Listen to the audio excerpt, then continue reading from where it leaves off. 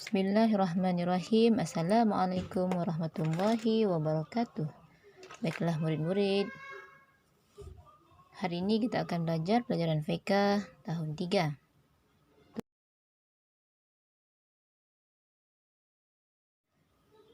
Baiklah, ini adalah isi kandungan pelajaran fiqh tahun 3. Ada 4 tajuk besar kesemuanya yang akan murid-murid pelajari pada tahun ini. Yang pertama, tajuk najis. Yang kedua, tayamum. Yang ketiga, solat fardu. Dan yang keempat, fardu ain dan fardu kifayah.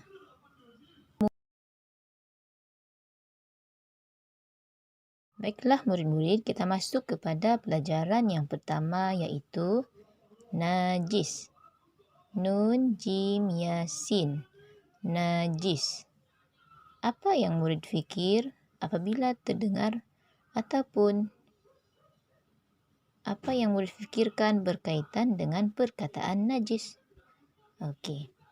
Kita masuk dulu satu persatu pengertian najis. Pengertian najis. Pengertian najis terbahagi kepada 2 bahagian, iaitu bahasa dan juga istilah. Pengertian najis dari segi bahasa yang bermaksud benda yang kotor dan jijik. Benda yang kotor dan jijik. Itu adalah pengertian dari segi bahasa. Manakala pengertian najis dari segi istilah pula membawa maksud kekotoran yang menyebabkan tidak sah solat dan ibadat yang lain. Okey.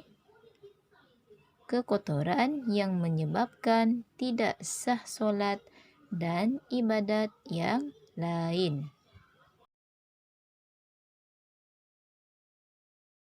Baiklah, kita masuk lagi 1.2 muka surat 2.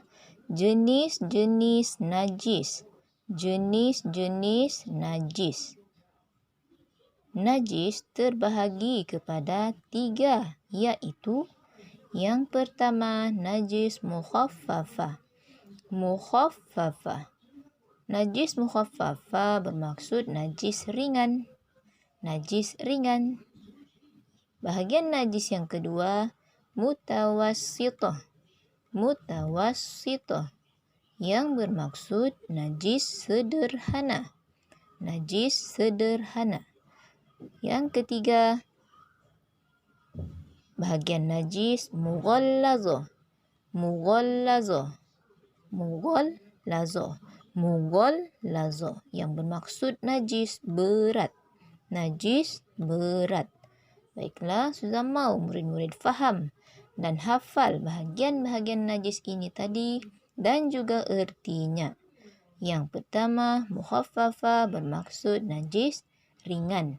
Yang kedua, mutawassithah yang bermaksud najis sederhana atau juga disebut sebagai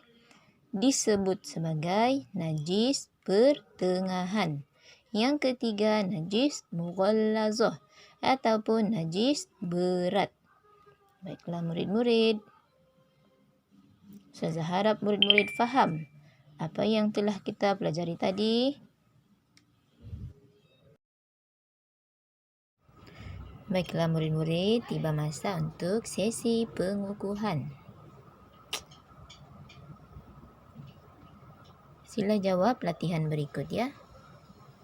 Tuliskan jawapan yang betul. Soalan pertama, najis pada bahasa ialah benda yang kotor dan tempat kosong, merosakkan atau jijik.